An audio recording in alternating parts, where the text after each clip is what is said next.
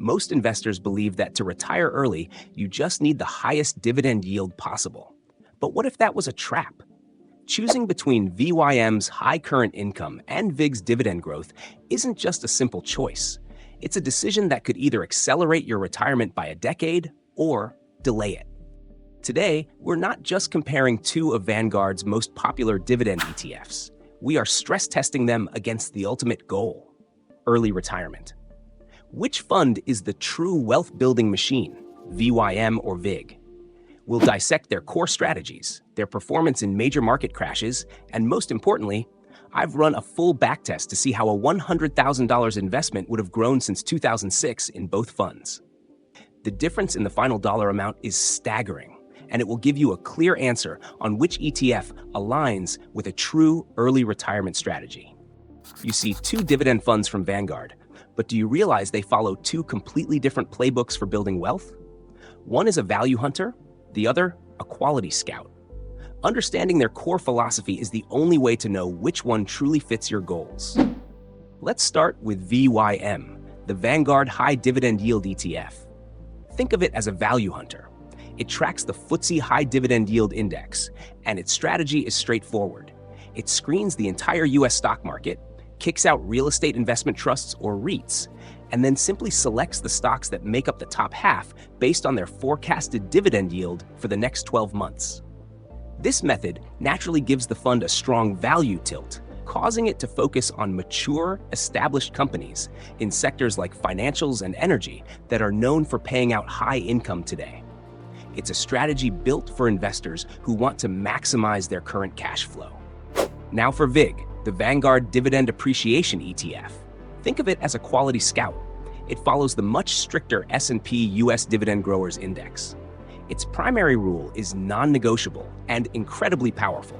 To be included, a company must have increased its dividend for at least 10 consecutive years. This is a tough filter that immediately identifies high-quality companies with durable competitive advantages. But it goes a step further. The index then deliberately excludes the top 25% of the highest-yielding eligible companies. This is a built-in defense mechanism designed to avoid potential yield traps. Companies whose high yield might be a sign of financial distress. A yield trap is one of the most dangerous pitfalls for an income investor. It happens when a company's stock price plummets, artificially inflating its dividend yield. Unsuspecting investors jump in, attracted by the high payout, only to see the dividend get cut and the stock price fall even further. VIG's rules are specifically designed to sidestep this danger by focusing on the proven track record of growth, which is a much stronger signal of a company's health than a high yield alone. It's a strategic decision between VYM's value-oriented approach, offering a high dividend yield of around 3%, and VIG's quality-oriented approach, which aims for long-term dividend growth from a lower yield of under 2%. So, how do these different philosophies translate into what you actually own? The differences in their portfolios reveal exactly where they are placing their bets for the future. The most telling difference is in their sector allocations. VIG places a massive bet on information technology, which makes up over 27% of its portfolio. In contrast, tech only accounts for about 15.7% of VYM. Why the huge gap? Because mature tech giants like Microsoft and Apple have a rock-solid history of dividend growth, so they easily pass VIG's quality screen. However, their actual dividend yields are too low to make the cut for VYM's high-yield focus. Conversely, VYM has heavy exposure to classic high-yield sectors where VIG is underweight. VYM allocates over 8% to energy and nearly 6% to utilities. These are sectors filled with companies that pay out significant income now, but may not have the consistent growth VIG looks for. This strategic split is obvious when you look at their top holdings. While both funds own giants like JP Chase and ExxonMobil, VIG's top holdings list is distinguished by innovators like Microsoft, Apple, Visa, and MasterCard. These are companies driving the modern economy. VYM's list, on the other hand, is rounded out by more traditional value names like Bank of America and the Home Depot. This isn't just a random collection of companies, it represents a worldview. VIG is betting on an economy driven by intellectual property, software, and digital payments. VYM is betting on an economy driven by lending, industrial activity, and physical consumer goods. Neither is right or wrong, but they are fundamentally different bets on where future profits will come from. With VYM, you're buying a portfolio tilted towards the financial, energy, and industrial sectors. With VIG, you are making a much larger bet on the technology and healthcare sectors of the economy. Understanding this is critical. We've seen what they own, but how they protect your money in a crisis is what truly separates them. And stick around, because the results of our $100,000 backtest will reveal the surprising dollar amount that one fund generated over the other for an early retiree. Anyone can make money in a bull market. The real test of an early retirement fund is how much of your money it protects when the market collapses. A catastrophic loss of capital is the single biggest threat to an early retirement plan. Let's look at the ultimate stress test, the 2008 global financial crisis. This was a meltdown centered on the banking sector. VYM, with its heavy exposure to financials, experienced a maximum drawdown of -53%.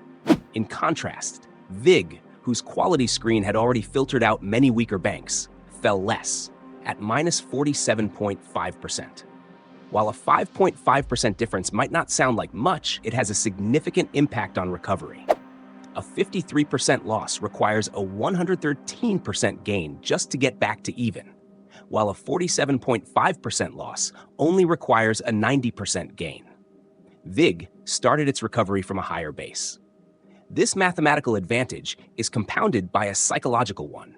It is easier for an investor to stick to their plan when their portfolio is down 47% versus 53%. Resisting the urge to sell in a panic is critical for long-term wealth, and a smaller drawdown can make that easier. Now let's fast forward to the sudden, fear-driven crash in March 2020. It was a different kind of crisis, and here the numbers tell a nuanced story.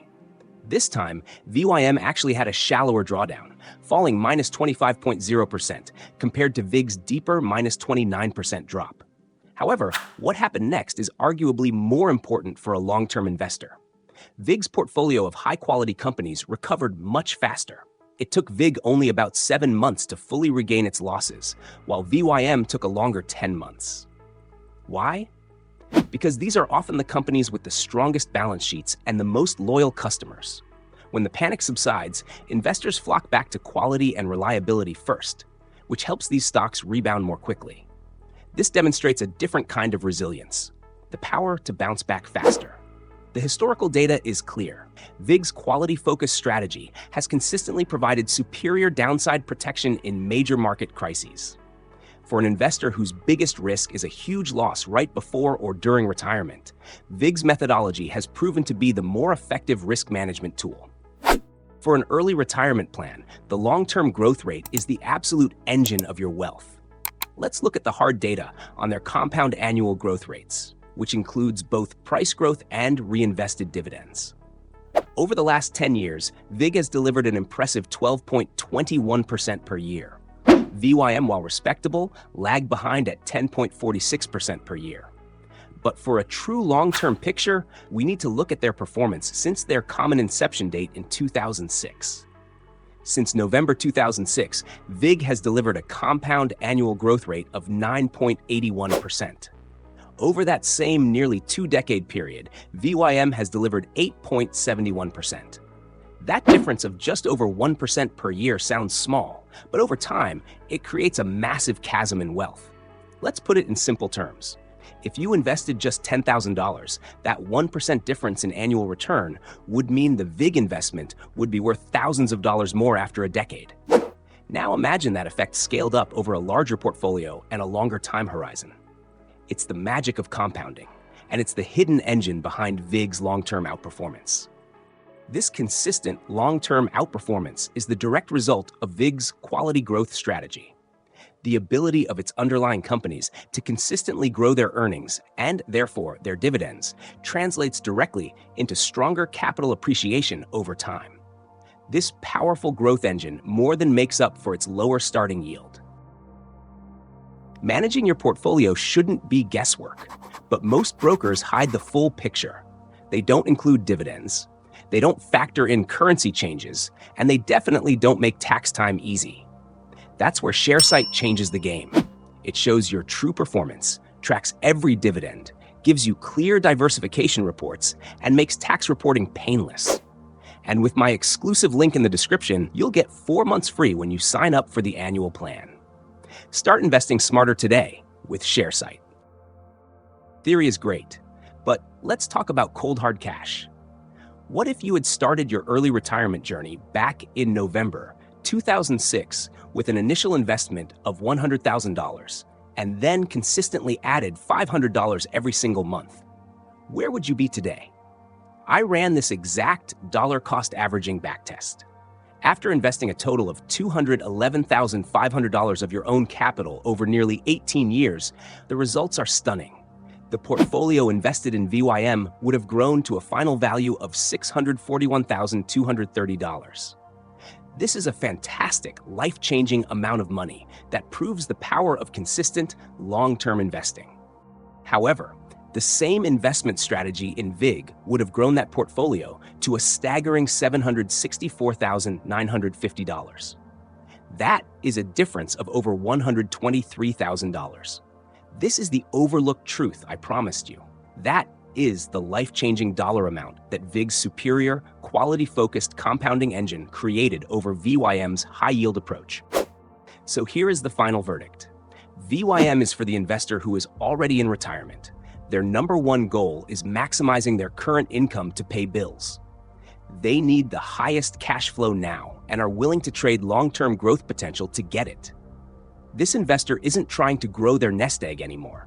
They are actively living off of it. The higher yield from VYM means they can withdraw more cash without having to sell as many shares. VIG is for the investor who is still in the accumulation phase and whose primary goal is early retirement. For this person, maximizing long-term, risk-adjusted total return is the only objective that matters. They have a time horizon of 1, 2, or even 3 decades. Their goal isn't to live off the income today. It's to use that growing dividend stream, reinvested over and over, as a powerful fuel source to compound their portfolio into the largest possible sum for the future. VIG's higher long-term growth rate, its superior downside protection, and its proven wealth-building power make it the demonstrably superior choice for building the largest possible nest egg needed to retire early. So, which ETF aligns with your retirement plan? Let me know in the comments if you're on Team VYM or Team VIG. If you want more data-driven deep dives like this, subscribe and check out the next video on your screen.